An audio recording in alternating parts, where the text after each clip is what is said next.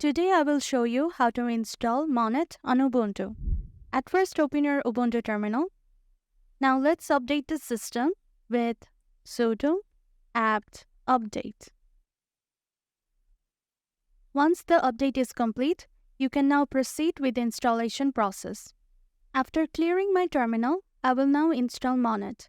To install Monit, run the command sudo apt install Monit. And there you go. The software is now installed. You can also check the version you installed.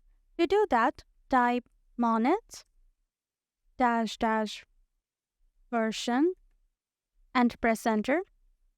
As you can see on my terminal, the version that I have is 5.31.0.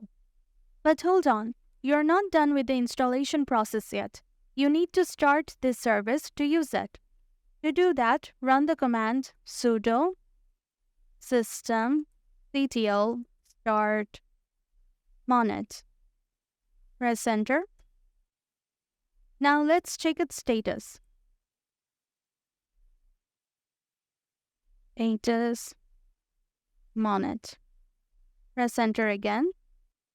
You can see on my terminal that the service is now active or running. That means it is now ready for use.